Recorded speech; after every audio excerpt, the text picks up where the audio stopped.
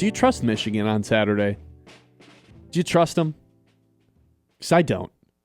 But I still think they have a chance because I don't trust Ryan Day less.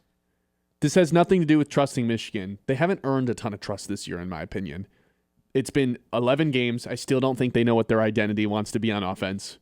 I'm still not sure if Sharon Moore's a great coach, and if I'm still wondering after a full 2 seasons, then he's probably not. But I trust Ryan Day 10 times less than I trust anybody in a Michigan uniform.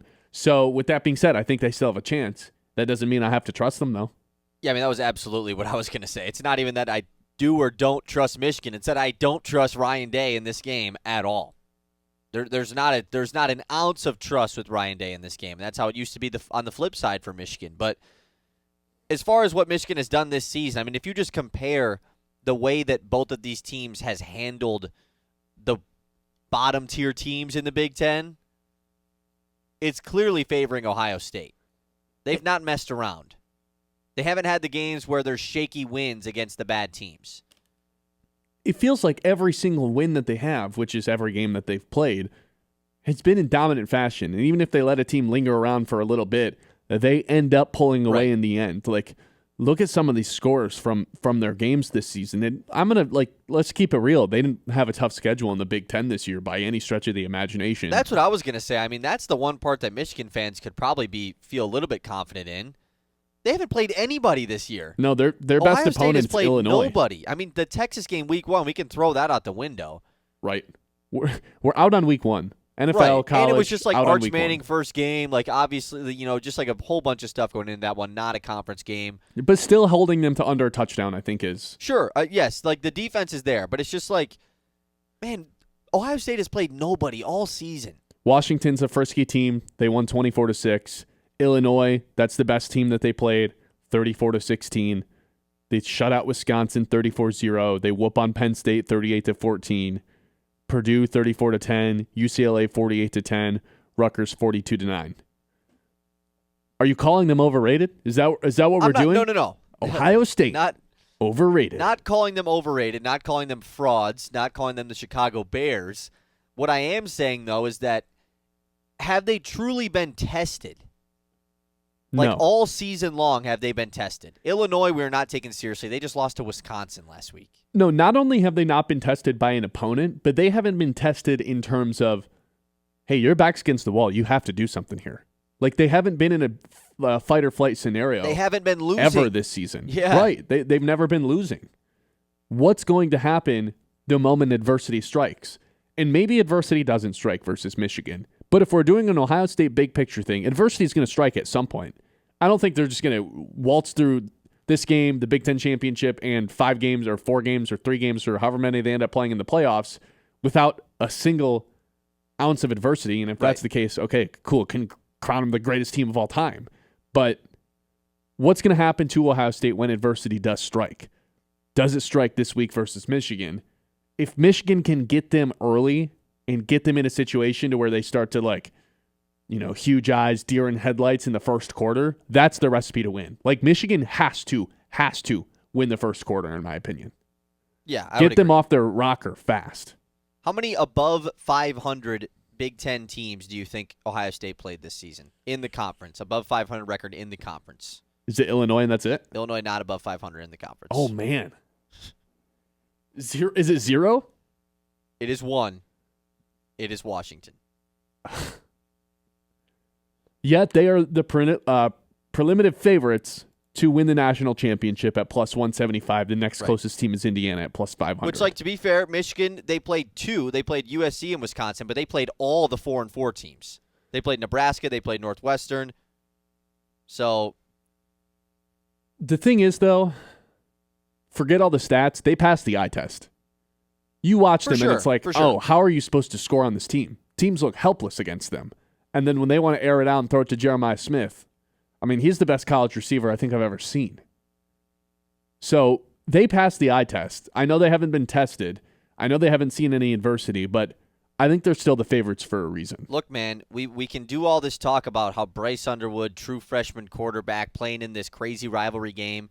Can't we look across the field and say the same thing about the Buckeyes quarterback? Yeah. I mean, not a true freshman quarterback, but it's his first season playing and he's going into a place that his team has not won in 4 years, at least in the matchup, hasn't won in 4 years, and his head coach clearly is just challenged in this game. It's a lot of pressure on the guy. It's a lot of pressure on the guy. Like we've continued to harp on, Ohio State's defense, that's not going to be an issue.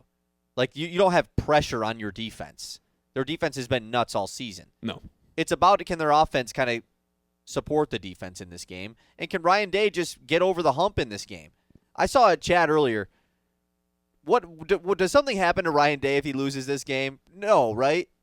After winning the national championship last year, but like, I don't think so, some but fans this care happens more about every year. this game than they do anything else. You know, like, all the Ohio State fans wanted Ryan Day gone after this game last year, and then they go win the national championship, and they're still like, yeah, but he didn't beat Michigan. There's an asterisk on it, right? On the championship? Yeah. For some of the No, Ohio there's State not. for some of the Ohio State fans, not for most people, but for some of them, the season wasn't perfect because they didn't beat Michigan. And now they're walking into this game with that clock still at over 2,000, and the fact that Michigan didn't lose last year when they totally should have just gives you a little bit of hope if you're a Michigan fan. Who do you think is the best play value-wise to win the national championship? Because Ohio State's such a big favorite that at this point I think betting on them would be silly. Even though they, once again, just haven't played a ton of guys, and they would be going back-to-back, which we don't see happen in extreme amount. Indiana plus 500. Nah, I'm out on that. Texas A&M plus 750. Indiana winning the national championship would just feel there's I just think I'd no be all way, set on right? college football. I mean, I feel like you have to go to one of the SEC teams. I've got a different Georgia, play for you. Notre Dame Notre Dame plus 1,000 is enticing. put up 70 on Syracuse this week.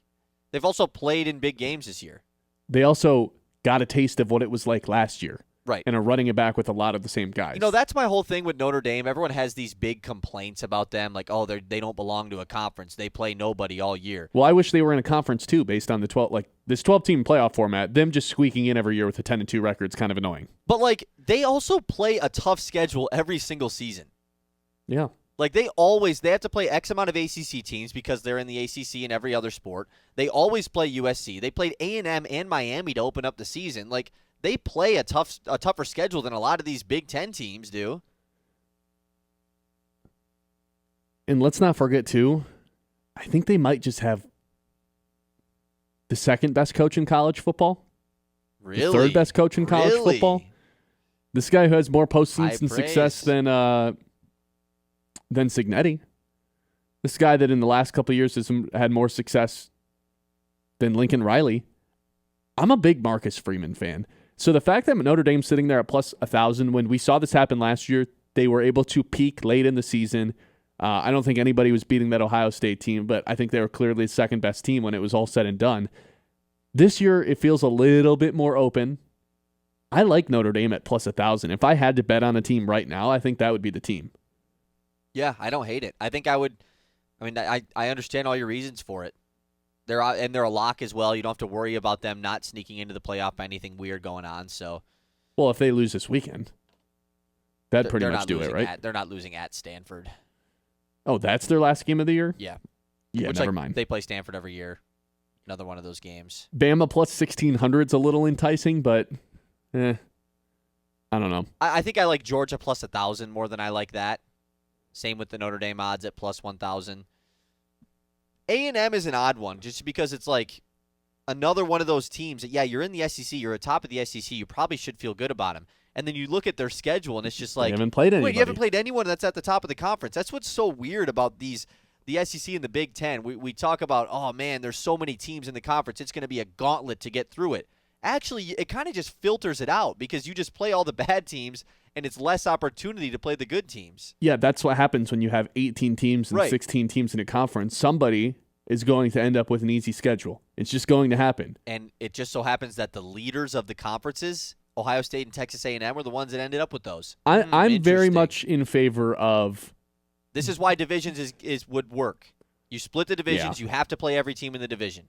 And it would create a cool rivalry thing where you literally don't play the other side of the division until the Big Ten championship game. well, then we're almost getting into like conferences within the within the conference. Yeah, but that's kind of what you have to do, right?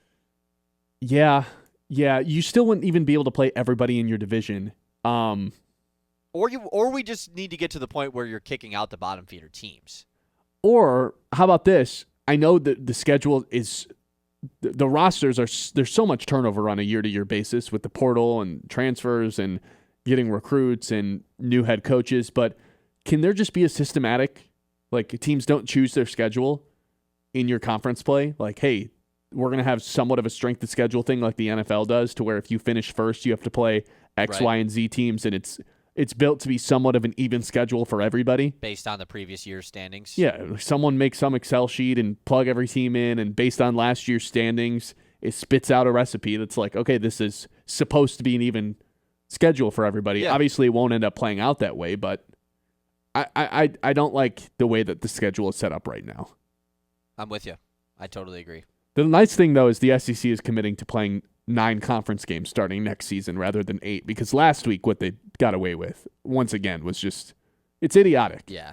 I mean, you got Ole Miss playing the Citadel last week. I Right. know that's like always the team that everyone tosses out there, but it's just But somebody plays them every year. right. It's just so odd. Like the fact that Texas A&M, their big games in the SEC, which they played Notre Dame to open up the year, so that's big for them. But like Texas is their biggest game of the season. Oh, for sure. LSU and Missouri were the other 2 big games this year for them. Like, sure, LSU is supposed to be good. yeah, Missouri, but they I also don't fired know. their coach. You know, you didn't have to play Bama, you didn't have to play Georgia, Ole Miss, Oklahoma. None of them, man. It's just odd. The nice thing is, even these teams that have potential frauds written on them to win a conference title and a national championship, still nearly impossible. Right. Like, there will be opportunities to prove it for all these teams. 989-83